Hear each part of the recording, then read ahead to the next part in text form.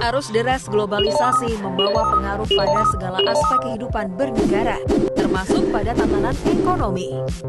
Inilah yang mendorong adanya reformasi keuangan negara dengan membentuk Badan Layanan Umum atau BLU.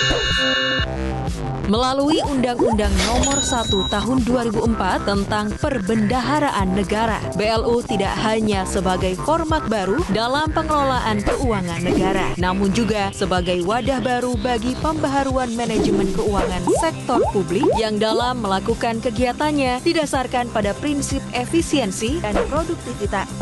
Dalam pengelolaan keuangannya, BLU diberikan fleksibilitas berupa keleluasaan untuk menerapkan praktik-praktik bisnis yang sehat untuk meningkatkan pelayanan kepada masyarakat.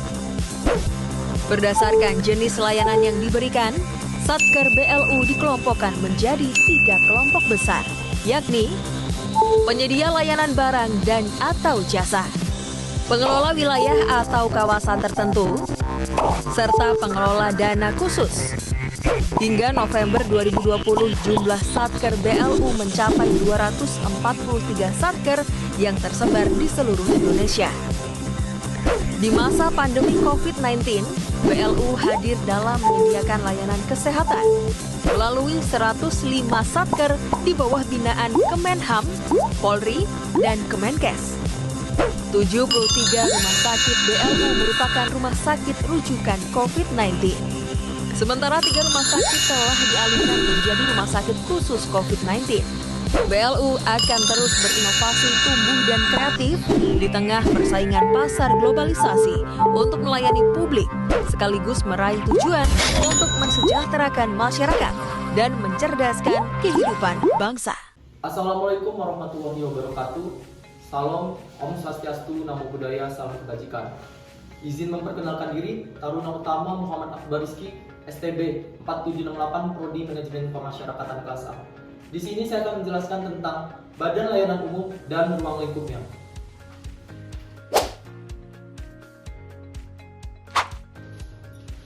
Badan Layanan Umum dan ruang lingkupnya.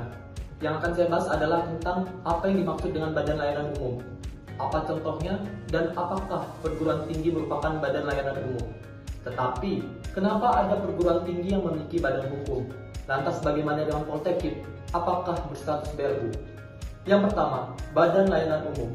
Badan Layanan Umum merupakan lembaga dalam lingkungan pemerintah yang dibentuk untuk melayani masyarakat dalam penyediaan barang dan jasa yang dijual tanpa mengutamakan keuntungan dan melakukan kegiatan berdasarkan prinsip efisiensi dan produktivitas.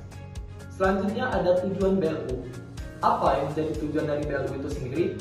Tujuan BLU adalah untuk memberikan fleksibilitas manajemen keuangan berdasarkan prinsip-prinsip ekonomi dan produktivitas dan untuk meningkatkan layanan kepada masyarakat guna meningkatkan kesejahteraan umum dan mendidik kehidupan negara dengan menerapkan praktik bisnis yang sehat. Selain itu, BLU ini diatur dalam dasar hukum yaitu PP nomor 23/2005 dan aturan perubahannya. Selanjutnya ada Asas Badan Layanan Umum. Asas Badan Layanan Umum ini terdiri menjadi 3. Yang pertama, BLU merupakan satuan kerja Kementerian Negara atau pemerintah daerah yang bertujuan memberikan pelayanan publik berdasarkan kewenangan dari instansi induknya. Yang kedua, BLU tetap terkait dengan instansi induk seperti dinas, instansi, atau pemerintah daerah dan merupakan bagian dari aparatur pemerintah tersebut. Yang ketiga, BLU menyelenggarakan kegiatannya tanpa memprioritaskan keuntungan, tetapi dapat membebankan biaya kepada komunitas sebagai imbalan atas barang atau jasa yang diberikan, dengan tarif yang ditetapkan berdasarkan perhitungan biaya per unit layanan atau imbal balik hasil investasi dana. Tarif layanan harus mempertimbangkan aspek-aspek. Yang pertama, kontinuitas dan pengembangan layanan. Yang kedua, daya beli masyarakat. Yang ketiga, asas keadilan dan kepatutan. Yang keempat, kompetisi yang sehat. Selanjutnya ada karakteristik dari Badan Layanan Umum itu sendiri. Berdasarkan uraian pengertian yang sudah saya jelaskan, dapat dilihat bahwa ciri karakteristik dari Badan Layanan Umum itu sendiri terdiri atas Yang pertama, berkedudukan sebagai instansi di lingkungan pemerintah. Yang kedua, menyediakan barang dan atau jasa yang dijual kepada masyarakat. Yang ketiga, tidak mengutamakan mencari keuntungan. Yang keempat, didasarkan pada prinsip efisiensi dan produktivitas. Yang kelima, pejabat pengelola badan layanan umum dan pegawai dari badan layanan umum dapat terdiri dari pegawai negeri sipil atau tenaga profesional non-PNS sesuai dengan kebutuhan BLU itu sendiri.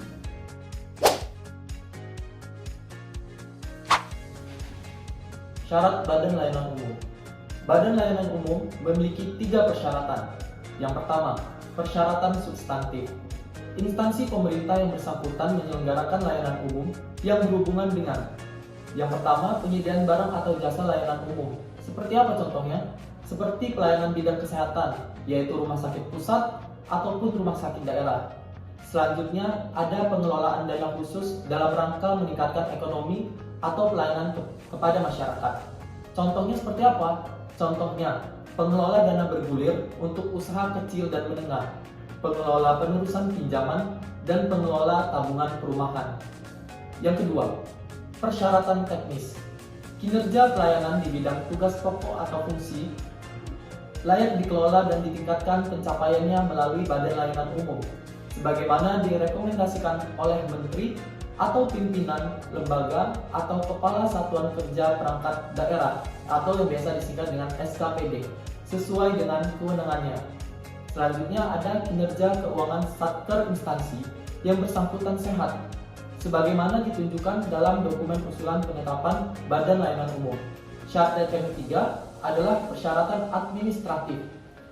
Pernyataan kesanggupan untuk meningkatkan kinerja pelayanan, keuangan, dan manfaat bagi masyarakat. Yang kedua, ada pola tata kelola. Selanjutnya, rencana strategi bisnis, laporan keuangan pokok, dan standar pelayanan minimal, serta laporan audit terakhir dan pernyataan bersedia untuk diaudit secara independen.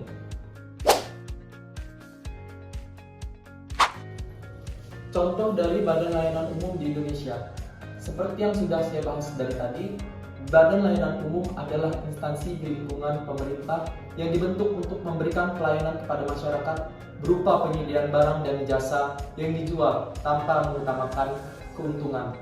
Pada umumnya, contoh instansi pemerintah yang merupakan Badan Layanan Umum di Indonesia adalah rumah sakit dan universitas atau perguruan tinggi negeri (PTN) selaku penyelenggara pendidikan.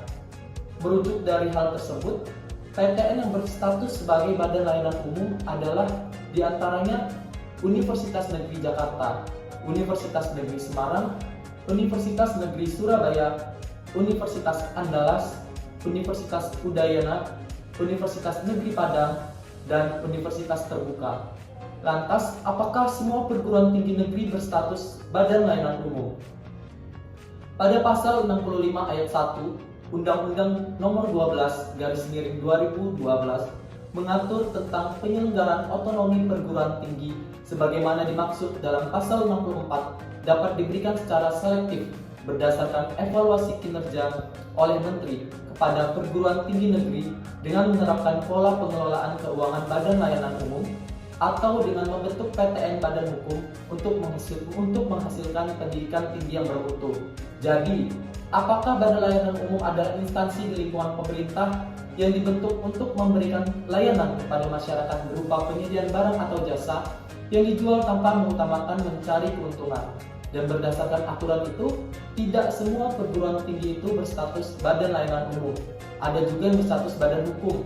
Penentuan status perguruan tinggi tersebut didasarkan atas evaluasi kinerja oleh menteri yang menyelenggarakan urusan pemerintah di bidang pendidikan. Seputar Politeknik. Bagaimana dengan Politeknik Ilmu Pemasyarakatan? Apakah berstatus Badan Layanan Umum? Politeknik Ilmu Pemasyarakatan adalah institusi pendidikan tinggi kedinasan yang berada di bawah naungan Kementerian Hukum dan Hak Asasi Manusia Republik Indonesia. Visi dari Politeknik Ilmu Pemasyarakatan ini sendiri adalah mewujudkan sekolah kedinasan bertaraf internasional dalam mendidik kader pemasyarakatan menjadi pemimpin yang berkarakter, berkualitas, dan berintegritas. Poltekip difokuskan pada pendidikan dan pelatihan tenaga ahli di bidang pemasyarakatan untuk Kementerian Hukum dan Hak Asasi Manusia Republik Indonesia. Namun, mengapa Politeknik Ilmu Pemasyarakatan belum berstatus Badan Layanan Umum? Mengapa? Apa yang menjadi hambatan untuk mendapatkan status Badan Layanan Umum? Yaitu persyaratan administratif yang legal, evaluasi dan audit kelembagaan, proses rekrutmen dan penempatan taruna, serta standar sarana dan prasarana, kurikulum serta kualitas dosen. Selain itu, Politeknik Ilmu Pemasyarakatan sedang menjalani restrukturisasi dan reformasi internal untuk memenuhi standar pelayanan dan keuangan yang diperlukan. Diharapkan dengan perbaikan ini, Politeknik Ilmu Pemasyarakatan akan memenuhi persyaratan Badan Layanan Umum di masa yang akan mendatang. Demikian pembahasan saya tentang Badan Layanan Umum dan ruang lingkupnya. Diharapkan dapat bermanfaat bagi kita semua. Saya akhiri, wabillahi taufiq wal hidayah. Wassalamualaikum warahmatullahi wabarakatuh.